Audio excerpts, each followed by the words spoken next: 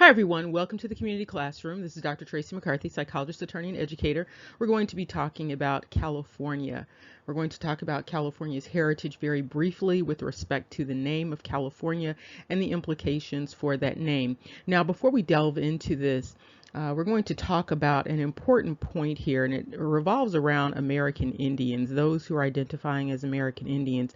There is a dynamic whereby individuals who are identifying as American Indian are identifying European culture as being Indian culture, and that includes language, words, um, geopolitical spaces, geopolitical dynamics.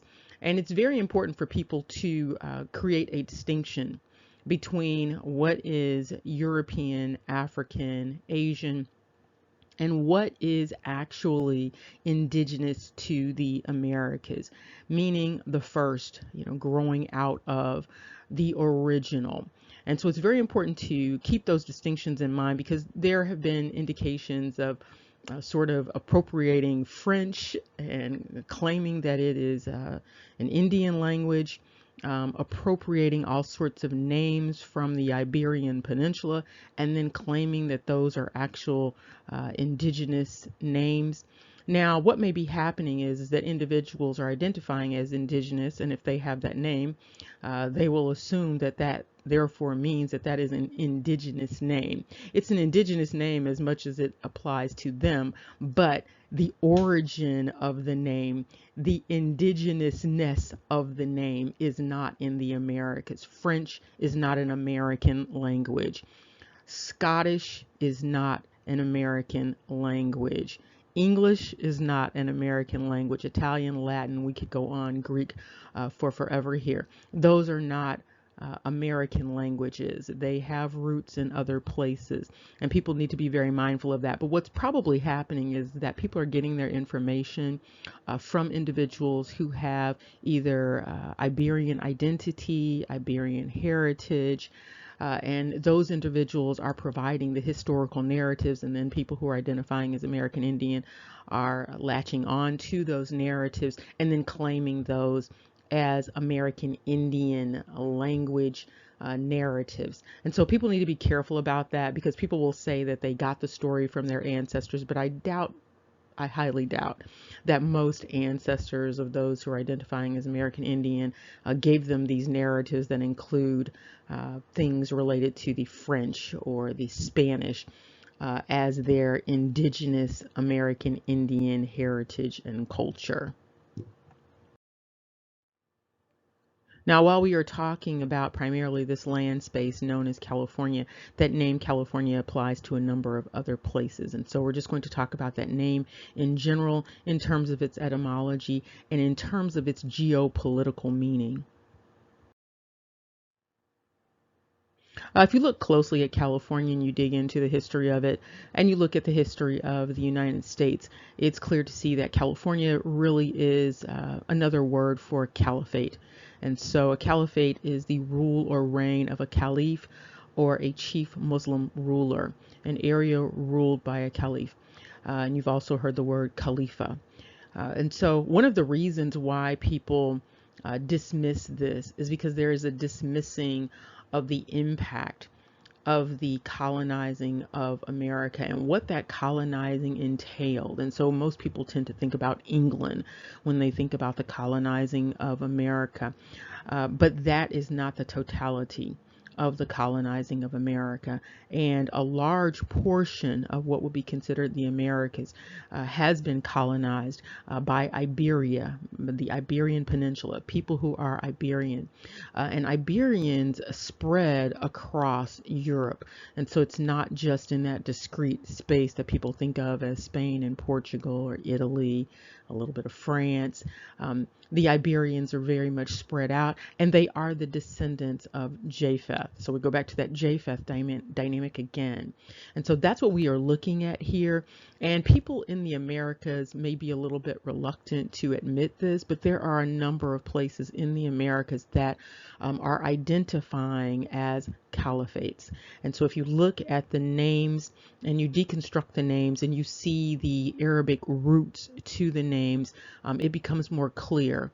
And so those individuals who are claiming American Indian identity and then identifying with these place names, they need to dig a little bit more and make sure that the names that are being used are in fact indigenous names, and not names that have been sort of attributed to indigenous identity. And there are certain beginnings of certain names that are in the Americas that are, a real giveaway.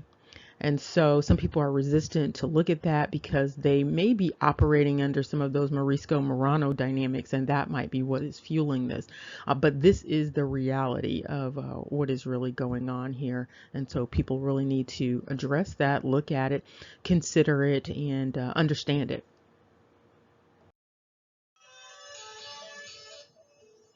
And here we have some notations from Britannica indicating, as you probably know, that a caliphate is a political religious state, a geopolitical state that is comprised of the Muslim community, the lands and people under the control of the caliphate, and also caliphates spread across the world pretty much. And so you have in Asia, Africa, Europe, and the Americas. And so what's happening, however, in the Americas is that there is sort of a diminishing of that history, a diminishing of the Iberian history that is America.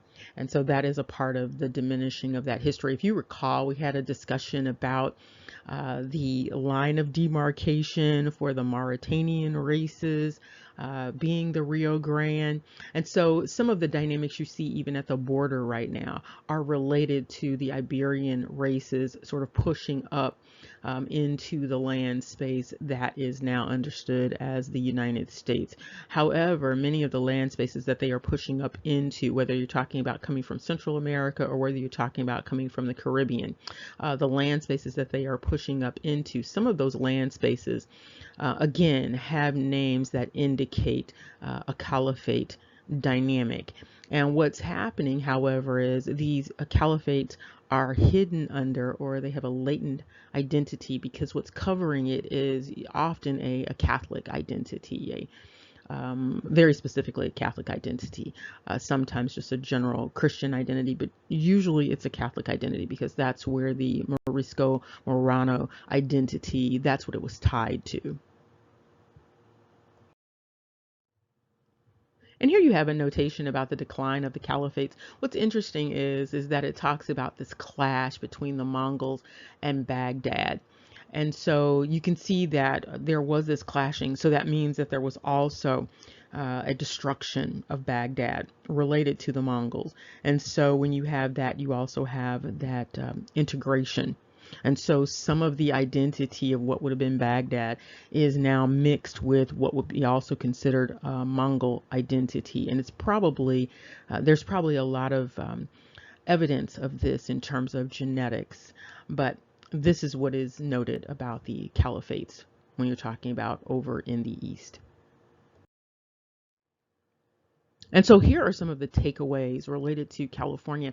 And also, if you start to do some research about some of the other states in America, in the Americas, you will see this latent identity dynamic going on. So California basically is caliphate with Iberian, Japhetic, Iapetus roots in terms of the history. And remember, when you hear about Iberia, that also includes the people who ended up in Scotland and Ireland. And so you're talking about caliphate rule or rulership, and that's what the California nation state is identifying as, whether it's manifest or latent. It is identifying as caliphate. Caliphate rule, caliphate ruler, coming out of Iberia, Japheth, Iapetus.